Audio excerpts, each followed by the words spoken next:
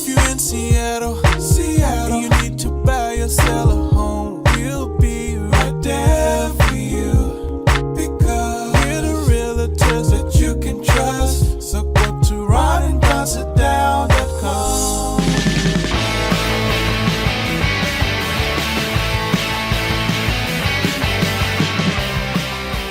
You're listening to The Ron and Don Show on the Ron and Don Radio Network. Hey, you guys, what's going on? And welcome to another edition of the Ron and Don Show. And today, it's not the Ron and Don Show. It's the Don and Jim Show.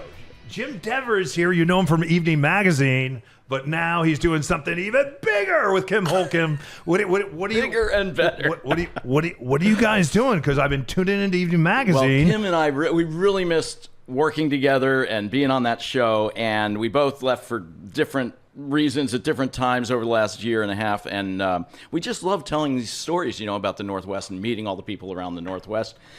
So we're like, well, we can keep doing it.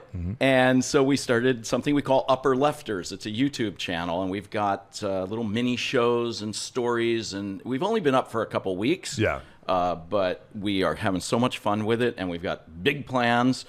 Who knows how many of them actually come to fruition?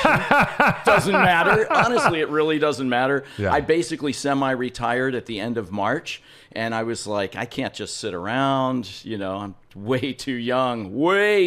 That's right. So, yeah, it's just been so much fun telling stories, and the stories we want to tell the way we want to tell them, which is the greatest thing. So Evening Magazine, I intersected with John Curley when he used to do a version of the Evening Magazine, right?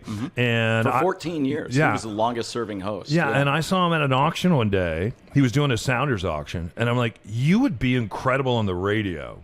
And so Ron was gone one day. He came in. Cairo ended up hiring him in Morning Drive. They fired him for Morning Drive. He's like, how could they fire me in Morning Drive? I'm like, dude, you're not a Morning Drive person. You're like for your stories, totally agree. Your boldness, your energy, it's too much energy in Morning Drive. And I know that because I did Morning Drive and radio for 10 years. So now fast forward, he's over at Cairo. He's sitting in the chair I used to sit in. And I think he actually does even a better job than we. In fact, I tuned in the other day and I heard you on with him. Oh, yeah. And you guys were talking about the fact. How did it end up going from John, and then all of a sudden they had this ensemble of characters that were doing Evening Magazine? There was for 4 years in the middle there was another host, Megan Black. She'd been a traffic anchor in the mornings on King, and they moved her over to host. She left, and in television they're always trying to find new savings. They looked around and said, hey, we already have 4 reporters sitting here, and we're really digging this whole thing where we're not paying a host. Yeah. So they said, let's not hire a new host. We'll just pocket that. Okay. And we'll see what these 4 can do for a little while. It was kind of a transitional situation, and it went great. It went gangbusters, and we had the ratings went up. We had a great show. So we just kept it going, and the positive sort of energy. We were all friends, longtime friends. And I think that showed on the air. It there did, was nothing fake about it. Yeah. It was just people would say the dumbest things that popped into their head, just like you and Ron too, actually, once in a while. Yeah. So it was just a really natural kind of cadence and rhythm to the show, and we did that for many years. And then once again, they're looking to save money, I think, and. Just the resources are just fleeing from local television, definitely from King 5 for sure. And they're trying to do everything cheaper, fewer people, less experienced people. And that's where the end of the road came for me. I was just like, We see that in the radio too. The jobs that we used to have that might even pay $400,000 a year, paying $40,000 a year. Yeah. And it's now producers that they're putting behind microphones, and it's just different. It's a different experience. We're going to talk more about legacy. Some stars will emerge from that. Absolutely. And we're going to talk more about legacy media before we get out of here. What is the process with Evening Magazine as far as finding stories, and then what is the process going to be for Upper Lefters? I'm always amazed that you guys could come up with all these unique stories, and I've lived here since I was in my 20s, and I'm like, I can't believe, like where do they come from? Do people send you ideas, exactly. or how does it happen? Well, we're always looking. You're always looking for topics that will be interesting to people. We're always doing the same thing, but also we rely really heavily on our audience. I really do feel like certain shows have are truly a community. They're not, it's just not lip service. You guys definitely have a community, and the evening community is and was for real. Yeah. So we would listen to our viewers, and they would tend to steer the way the show would go. They'd give us some great ideas that would look like, oh, hey, we scooped the competition. Nobody else had that story. It's just because if you're listening closely enough and you're creative enough the way you interpret the things people are telling you, you can make great stories out of it. But it's really no magic. It's just kind of looking everywhere and listening everywhere. Which is really, Jim, unique to what you guys did, because in all my years of being fired around the country in radio, I would see versions in other markets, whether it's in San Francisco or Dallas or Phoenix, Grand Rapids, New Orleans. I would see versions of Evening Magazine or PM Magazine. Yeah. And a lot of those shows came and went. And for some reason, Evening has stuck around. And I think the ability for you guys and the camaraderie that you had, and to listen to each other's stories, to have not just one but four great storytellers. I didn't see that on a lot of those other shows, and I think they were hard to market. They probably didn't get great ratings. You don't get great ratings, it's hard to sell, right? Thank you. Yeah, I mean, it was all by accident. It really was. It was situational.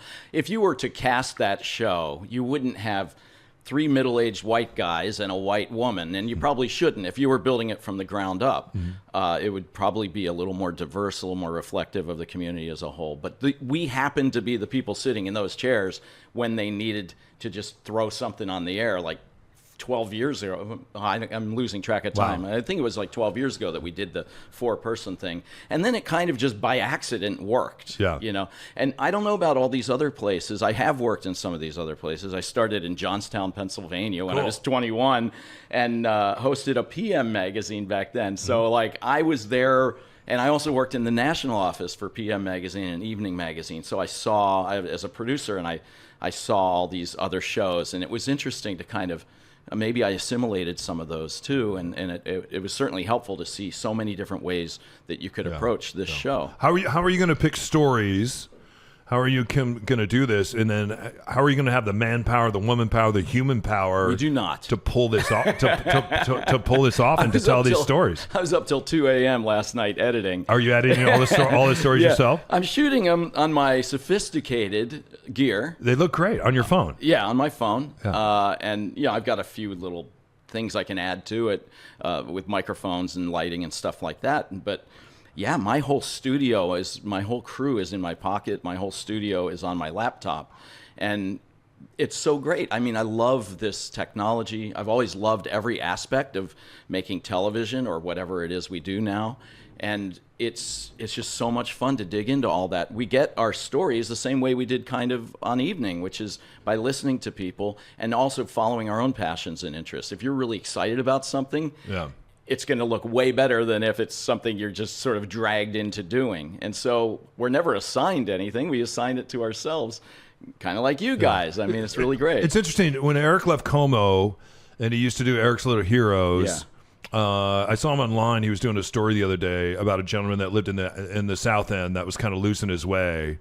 And Eric's a great writer, and he narrates it in such a way. It's very, very good. Yeah, beautiful. And it's about a guy who just really, he was lonely and he needed to connect with the community. He decided one day, I'm going to start making soup. I don't know if you've heard the story. Oh, yeah. Yeah, so he started making soup, and then he started leaving it out on his porch and meeting and connecting people, and people started dropping things by. Like, when you're doing a story like that, I'm looking at that and going, just the resources that it would take to shoot him and making the soup and the people coming by and doing all that.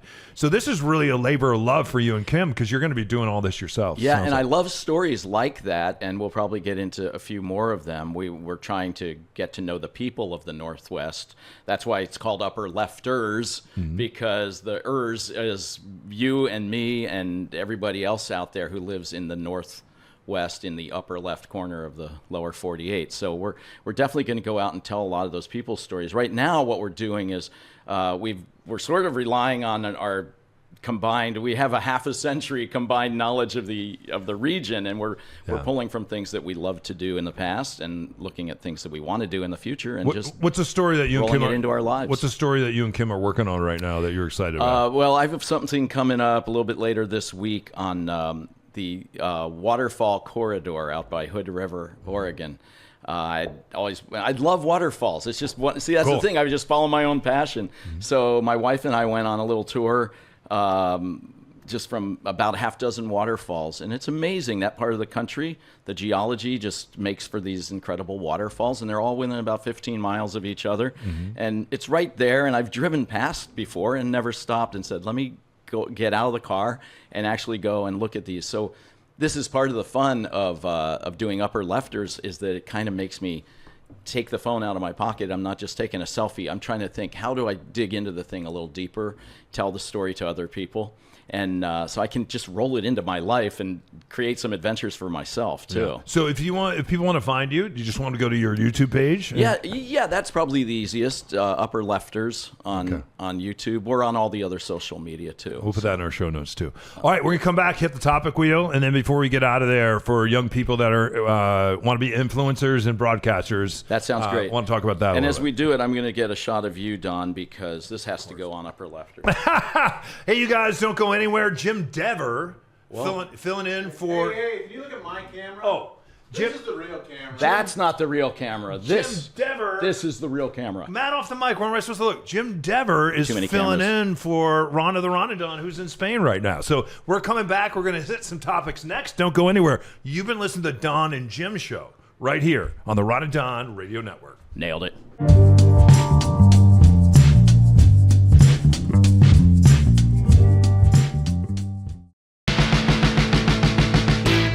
If you have a friend that is ready to start their real estate journey, send them to ronanddonsitdown.com. All right, you guys, welcome back to the Ron and Don show, which is really the Don and Jim show today. Jim Dever filling in, doing a great job. Actually doing a Ron and Don sit down with Don. So that's kind of nice, isn't it? That's what it sounds like. Don't forget, if you need us for our real estate needs, just go to ronanddonsitdown.com. Let's get to our topic wheel. Matt off the mic, would you spin the wheel for us? Here we go. All right, there we go. No whammies. You want to buy a vowel? I don't watch Wheel of Fortune a lot, do you? I don't either. And now I think Ryan Seacrest is doing it. So yeah, that's right. I was trying to think of what the vernacular is, and I don't even know. There's a wheel, and people guess words or letters. Here's a story that's in the news. I understand that is it the Kraken that have a mascot, and I think his name is Bowie, right? Right. And he was up with one of the players. It sounds like they were doing some fishing up north, eh? And the next thing you know, they run into a bear, and the bear starts chasing Bowie. Have you seen the videotape online? I haven't, and I can't wait to. But is he in his outfit? He's in his outfit in the river, and here comes the bear. And I thought at first it must be a bear in a costume. It's a real freaking bear. And these bears come down because he's there with one of the Kraken players. That was interested in fishing. And the bear came down, was interested in grabbing some of the fish sometimes and stealing it from the fishermen. But the bear saw Bowie and started charging Bowie. And Bowie turned around, and I think Bowie did what you're not supposed to do. I think you're supposed to stand there and say, what are they? If it's a grizzly bear, you play dead.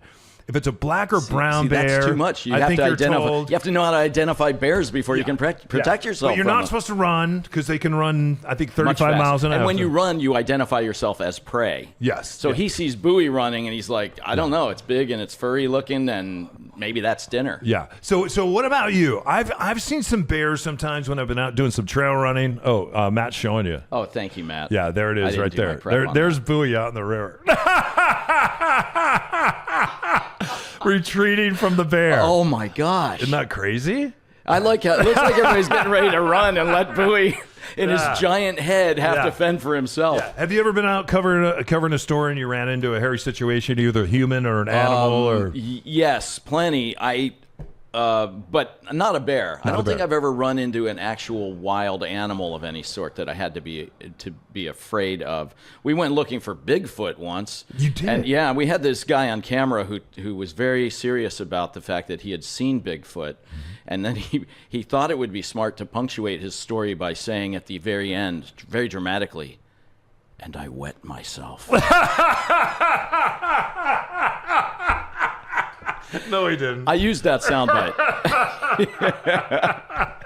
Dead serious. Oh my God. Why would you punctuate every story Yeah. with that. You know what? I'm going to do that from now on. And I went with when I grew up in New Mexico, down by Roswell. Mm-hmm. Everybody was kind of in on the deal, except for the people that were coming down there. You're Right, like, the oh my visitors, yeah. God, people really believe that these aliens and UFOs, and they don't understand. It's the Air Force down here. This is the area where they built the atomic bombs, Right. the Manhattan Project. Right. There's going to be some secrecy here This and there. is where they fly stealth technology out in the middle of the desert, Right. and people are like, "We're here to see the aliens." So when people are looking for Bigfoot, because we see a lot of this beginning to happen again, sometimes conspiracy theories, all that people really love. Are people that are doing that are cashing in and come stay at the Bigfoot Lodge and I'll take Yeah. on a big? Do you think they're in on that, or do you think they have really to be, believe right? all that stuff? I don't know. I went to the Bigfoot Museum. It's up north in Burlington, and the owner's very. I couldn't tell with him. He keeps the legend going. He loves the stories, but then I kind of got a sense every now and then there was a little wink or a little tongue in cheek. You know, you do wonder if they're really in on it. The thing is, though, with UFOs and Bigfoot, UFOs I get it because lights in the sky can play on you, but Bigfoot. That's kind of definitive. If you see Bigfoot, you've seen Bigfoot. If you don't see Bigfoot, you're probably not seeing Bigfoot. And there are cameras everywhere in the world today. So how can that myth persist? I get the UFO thing. I don't get the Bigfoot thing. Yeah. All right. Let's do this, Matt. Let's spin the topic wheel here one more time. Here we go. All right. Here we go. The topic wheel. Spin it around. Where it land. Oh, it's landed on a Jim Dever topic. Uh-oh. And it sounds like you want to talk about Time for a bathroom break. something to do with AI. What do you got? Oh, yes. I'm a little fired up about this. So when AI got started in a big way with ChatGPT, what was that? Was that just last year, by the way? Seems like a yeah. Because it's already revolutionized the way we think about the world and information and all the rest in such a short amount of time. When that started to get big, I thought, okay, the milestone will be the day that I get fooled by it, because we're pretty savvy in the media. You know, we're always checking to see if things are true, always fact checking. And I'm embarrassed to say that a couple days ago, I was watching a very dramatic clip on YouTube. It was an elderly man who was singing about his lost son. And the judges, there was Simon Cowell. He was crying. The song was beautiful, in an impassioned performance. And I'm like, I got to look this guy up. This song is great. If Simon's moved, it has to be because Yeah. he's a hard guy to move. Yeah. Yeah. So I looked. I actually asked ChatGPT, what about, because there was a name on there, a man, and his name, the song's name was there, everything was there. Yeah. I could see what show it was, and I asked, and it said there is no. And I'm getting kind of annoyed with ChatGPT. Like, you know everything else. Why don't you know this very simple performer and song that was on the show that I just watched? You know. And it wasn't until 2 days later when I saw a similar clip, less artfully produced, where I just went, "Oh, that's AI," and then I went, "Oh, that other thing was AI." It's getting good. I was moved to tears earlier. Yeah. And I was so embarrassed for myself. I was all alone and cringing. Just, nobody could even see me. And I was still cringing that I was fooled by it. But Get ready. We're all going to be fooled by a lot of stuff. So it was a man singing about. What was he singing? It was like a country music song. Okay. And he's like, "Son, you left me too soon." And I was like, oh my God, I'm a father. I'm touched by this. Yeah. And it said, dramatic performance, judges moved to tears. I love that. I have to click on that, right? Yeah. What an idiot. Yeah, I a number of years ago, not because of AI, but certainly because of the internet, I met this girl online, and she was. Are you putting that in quotes? Would you finish your story? We'll see. I met a girl online, and I think this might have been boy. You can Google the story if you Google my name, Okay. getting catfished in Cairo Radio, the story will come up. Oh, okay. You can read it, and it's been read a lot. So Matt's doing that right now. So anyway, I met It'll be in your obituary one day. You got to be careful what stories you repeat. It's through Match or something. She was in the military, and so we started interacting. And I talked to her back and forth for probably 6 months, and she was a nurse in Afghanistan. And one day she told me, she said, "Hey, I gotta go. We just had a bombing over here." And I looked online to kind of check it out, and there had been a bombing, and I'm like, wow, this is really interesting. So then she told me that she was getting out of the military and that she wanted to come see me.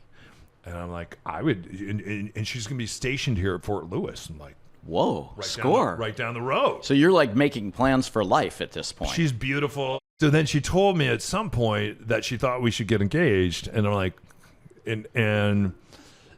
but I thought that was a little soon and I'm still believing all of this. Like I'm totally sucked into this thing, and I'd seen pictures of her, and I hadn't told anyone. So then she said, "Hey, I think it was is it the UK that she had to go to first?" She had to go somewhere because a massive these diamonds had been left for her. Okay. Yeah. From a Nigerian prince? Somewhere. And that the diamonds were locked up somewhere. They had been willed to her. Her mother or somebody had passed away.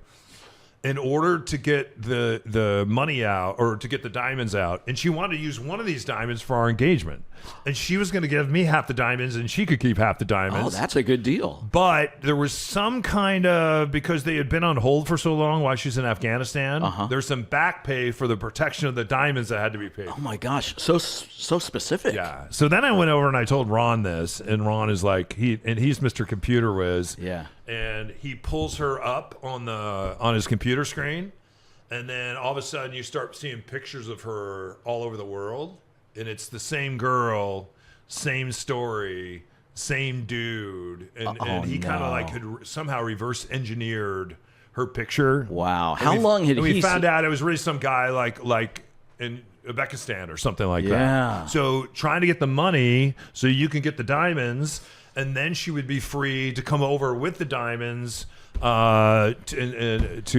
Fort Lewis. Crazy. How long had Ron suspected this and I was hadn't afraid to really broach the subject? As soon with as you? I told him, he knew. And this was in the days of like the early what 2013. Yeah. So this is in Ooh, the days of not so early. Maybe should have known better. That's kind of in the days of the early catfish, Yeah. isn't it? Anyway, hook, line, and sinker. Hook, line, and sinker. Oh, wow. Well, you know what? You're doing a public service by completely humiliating yourself and telling that story. Yeah. All right, one more time. We're going to hit the topic wheel. We'll do a 2-minute topic. Here we go.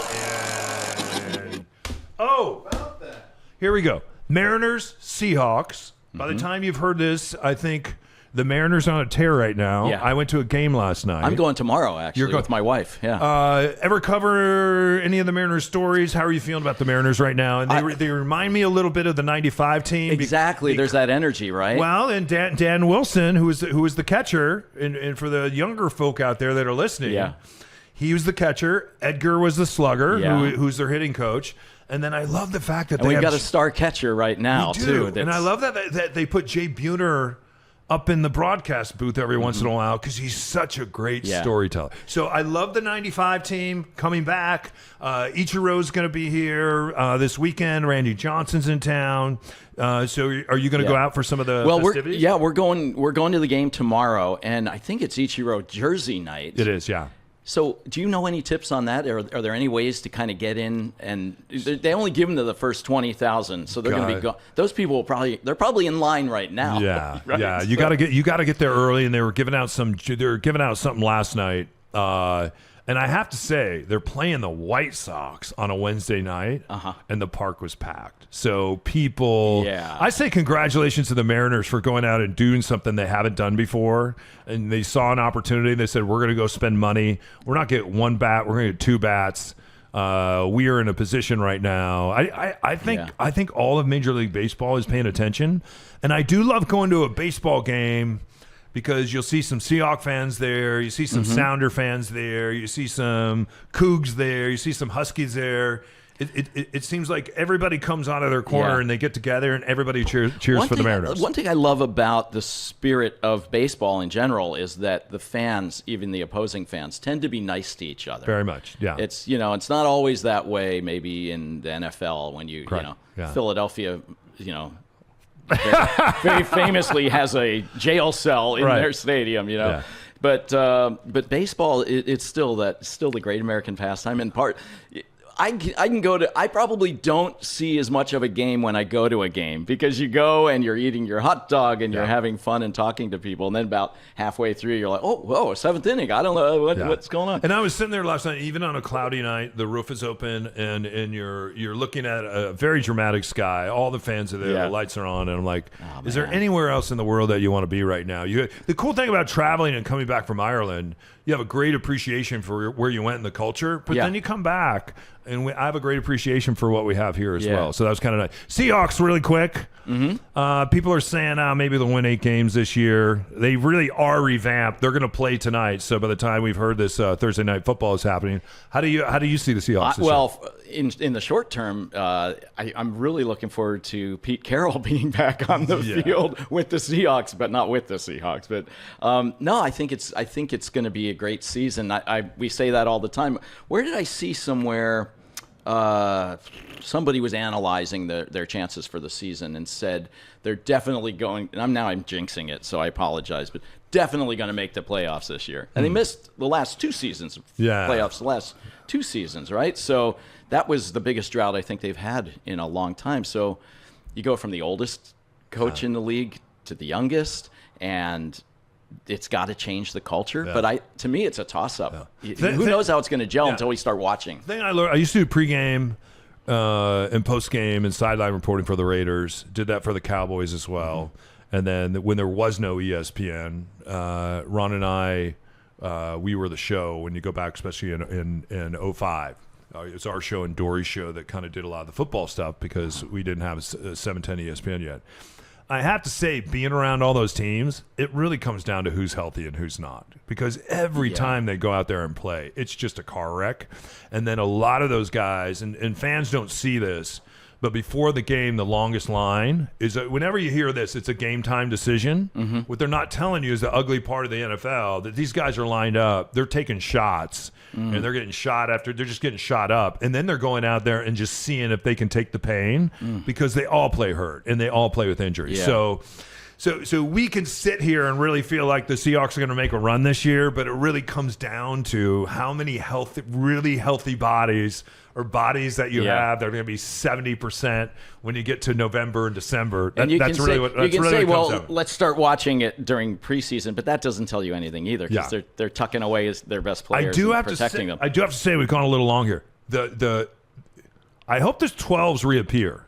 Because for the past couple of years, and it's one of the reasons they fired Pete Carroll. No one will say this. When you go to a Niner game and you see more red in the stands, or in the section that I sit, 110, all my friends had sold off. And it used to be all of us in the 12s rooting for the Seahawks.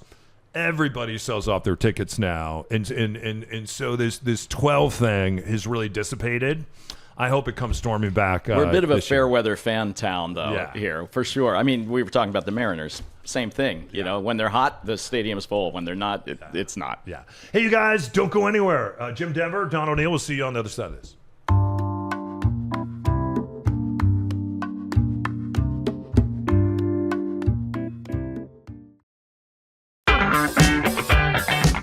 Thanks for being a part of the Ron and Don Nation. Subscribe to the Nation News at ronanddonsitdown.com. A behind-the-scenes look at everything Ron and Don. All right, you guys, final segment of the Ron and Don Show. I want to thank Jim Dever for Evening Magazine, no longer with Evening Magazine, from Upper Lefters, and, of course, Don of the Ron and Don, no longer with Cairo Radio. Let's talk about that. Do you run into that now? And I know you've only been away a few short weeks or months. Yeah. Jim, what happened to you? We miss you. What's going on? Tell me the real story. Some people aren't sure if I left or not, because for the longest time, the resources were dwindling to such a point, and that's really why I left at the end. I just felt like I couldn't do what I wanted to do there. But after I left, then they just had to keep rerunning my stories, which is fine with me. They can use. I gave them to them, but you tune in, you still see me a lot of the time. But I think that show has a nice built-in audience of people who want to watch. The problem is TV in general, local broadcasting in general. I guess this extends to radio too. Technology is really throwing a wrench into all of that, and the viewership is getting older and older and literally dying off. the world has changed, Don, and Yeah. you figured that out with Ron, and you figured out a new path. Yeah, it's interesting because, and I remember Ron saying this a long time ago when we were talking about radio in our show, and when we left Cairo and couldn't come to an agreement, Como called, and they said, "Hey, we'd like to come over here and do a 4-hour midday show." And I said, I'll have a cup of coffee with them, and I like all those guys over there. But I just told Ron, I'm like, I don't want to do that. I want to raise my son, and I want to build a business.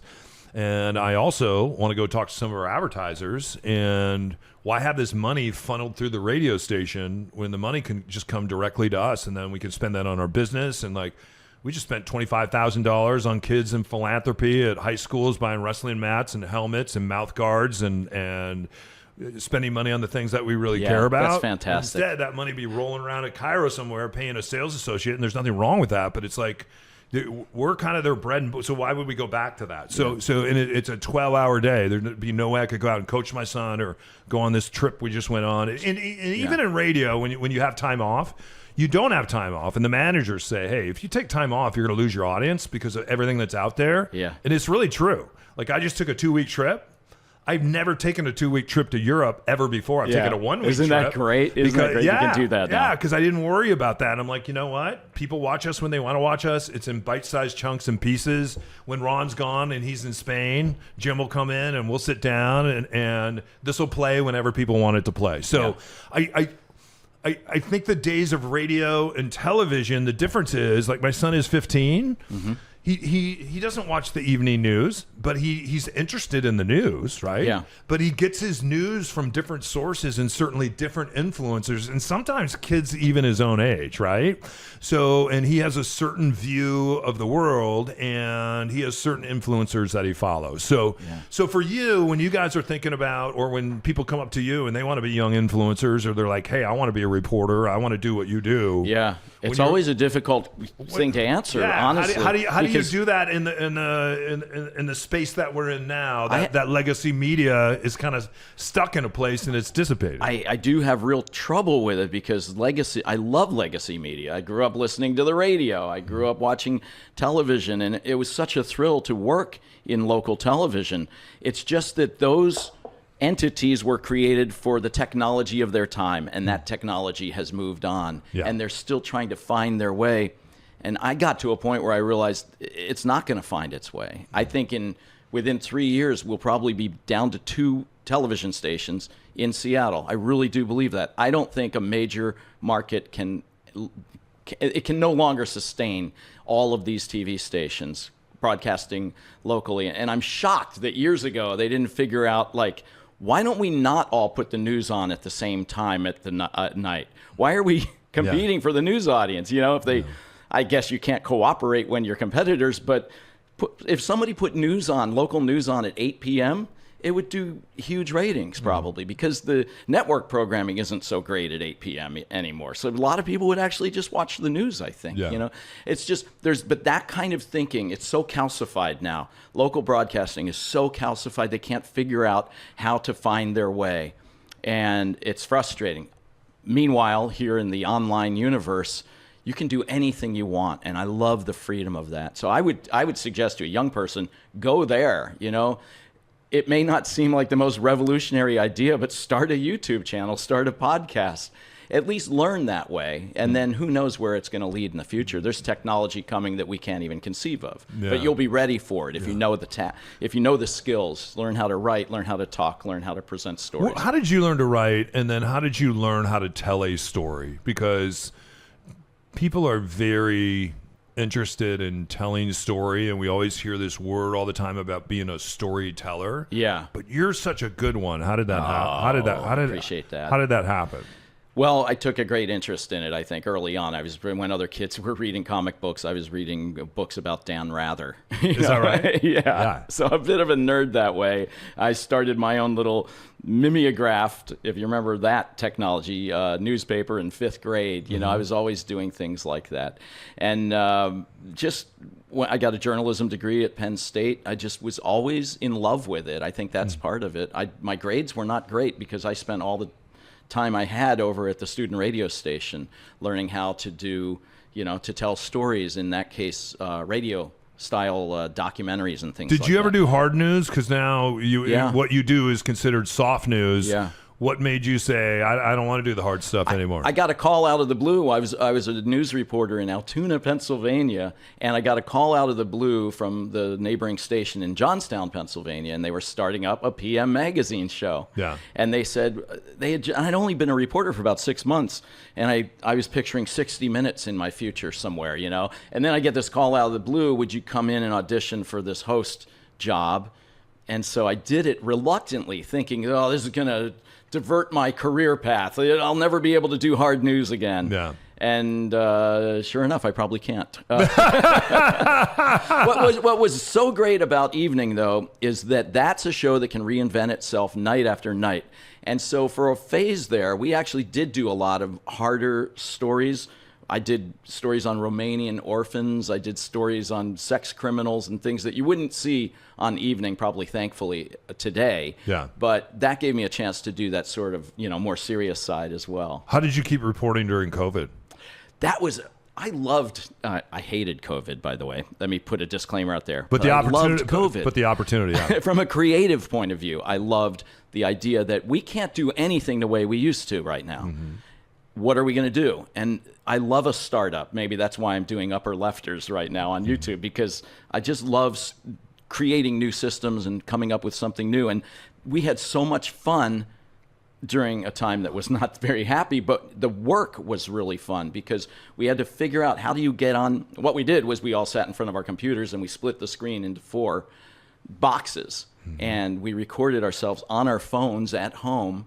They sent all of us a light and said, put it on yourself. And then we recorded the show that way. We were in connection with each other over Zoom, and then recorded ourselves on our phones, uploaded all of that stuff. At the beginning of the show, we would clap. Okay, 1, 2, 3, clap. Everyone clap.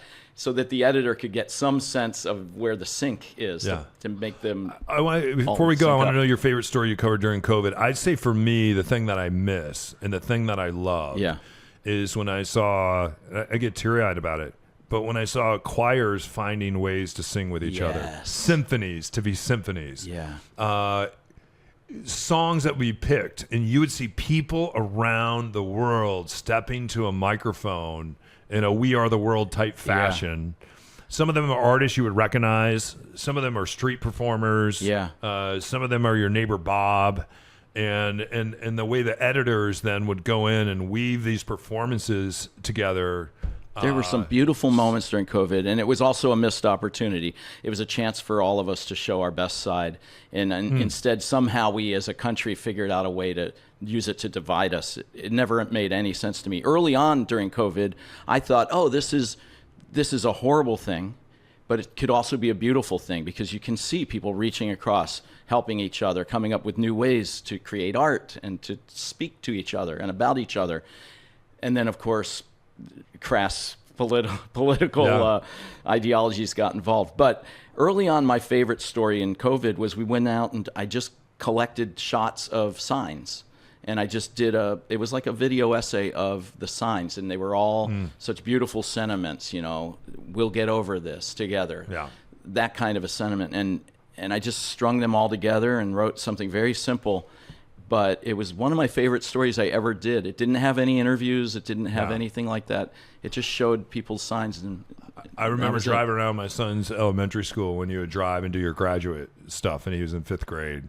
My favorite thing is when the band would try to play the 5th grade band online together. Oh, my God. Because they couldn't play together anyway? They couldn't do it in person. And how are they going to do it online? The teachers would try to keep someone on, and all of a sudden you look over and my bassoon's gone. So you're trying to keep the kids on, and so but then at the end of that, when you graduate, you do that thing where you drive around the school and seeing all the signs that the teachers put up in their windows to their kids. Yes. And then seeing the teachers stand out there, and some of them had instruments and they were playing for the kids as they went by. That was really powerful stuff. Before we go, it's interesting. I just went to Ireland. And I was very interested in wondering how people in Ireland thought about us. And for people that haven't been there, everybody, they are so pro-immigration. And since the great potato famine, they had so many millions of people die there, and then millions of people in an exodus come to the States and other places. And so they really, and it's one of the reasons I went back, because they're very interested in people like me and O'Neill, and people like, even if you're not Irish, if you have a connection, if you want to come and go to school there, you want to work there, technology, Amazon is going boom, Google, all that stuff. They want to be a nation of immigrants, and they celebrate that. I was telling my friend Ed Ewan, he was here before you were. You'll get in an Uber. And even, I can ride on Uber. I want it cool, and I don't want to talk to him. They're going to talk to you. And the guy from Nigeria, that's not an option for Irish he's going to tell you. people. Yeah, he's going to tell you all about it. And so I asked all of them, because I thought, what do you think about America right now? Mm-hmm. And almost all of them said that they love America, that they appreciate America. When Americans come here, they're very loud, but they're also very curious. They're very kind. They tip well, which we're not used to. And this just wasn't one person. They said, we don't understand why you beat each other up so much. Yeah. Why? I don't understand it either, do you? Yeah. and this is why all the tariff stuff and all that was going on. Yeah. And then I came back and I read a story about how Americans view themselves when they travel. I just read it last night. Mm-hmm. And we think when we go other places that people are going to hate us because of how much hate we have for each other here. And it shows up a lot of that in social media. Yeah. But when you go abroad, it's like, we're just They judge people as people, not as members of a tribe or a country. And they don't see as your politics. They're like, and they still remember America showing up in World War I and World War II. And they still see America as... A lot of people I ran into, especially students, they didn't know Washington, D.C. from Washington State. Right. But they know America, and they root for us. And it's amazing if we get off social media and we sit down with each other like we're doing right now, then we connect. And I think what we learned during COVID is we are missing that human-to-human connection. And I think a lot of us have reconnected with each other through politics or through our worldview, and that's sad to me. Not by making soup. Right. You didn't used to know what party a person belonged to. Yeah. And now after you meet someone, you're like, was he MAGA? All right. Upper Lefters, how can people find it? They can find us on YouTube, Instagram, Facebook, TikTok, and it's Upper Lefters. Okay. And if somebody has a story idea for you, then please contact us. We check all the messages and all the comments every day. So if you have some idea, I'm actually a little behind on that because we've gotten so many people, such wonderful messages from people, such a great response so far. It's been really great. Oh, I have a story on Rachel Bell that I just posted, and she spoke so highly of you guys. I know you've heard this before, but she credits you with starting her career. But I just posted that on YouTube, so that's what's really cool. And thank you for that. Coming up here in a couple days, they just did something at Cairo where they said, did they celebrate 50 years or 75, 100 years? Mm-hmm. And nobody from my generation got invited to it. And so Rachel decided to have a party in Tina Knowles' backyard. So all of us, and some of us haven't seen each other for a while, we're all going to get together. And Dave Ross is even going to be there too. So we're very, very... I value those get-togethers now more than ever. You know, we've been doing a lot of that with the King 5 people from all the years, right up to the current day, and just getting together as much as we can. They're all great people. I loved everybody I worked with. Yeah, very, very cool. All right, you guys, check it out. Upper Lefters, Kim Holcomb, Jim Dever. Also, thanks for checking out the Ron and Don show today. I want to thank Matt, the station voice. My son is an 8-year-old. Charlie the dog. And also, don't forget, if you need to sit down with us, ronandonsitdown.com. There's been a shift in the market, and if you're a buyer, it is a great time to buy. If you're a seller, you better make sure your house is on point, because you can still make a lot of money on your home. But you can't do what you were doing during COVID and just kind of throw it out there and let people fight over a 2.8% interest rate. That's not going to happen right now. So anyway, if you need us buying, selling, investing, or just to chit and chat, we're here for you. RonandDonSitDown.com. All right, he's Jim. I'm Don. Till next time, you keep your head up and your shoulders back. You've been listening to the Ron and Don Show all day. Thank you, Don. On the Ron and Don Radio Network. Thanks for listening to The Ron and Don Show. Please hit subscribe.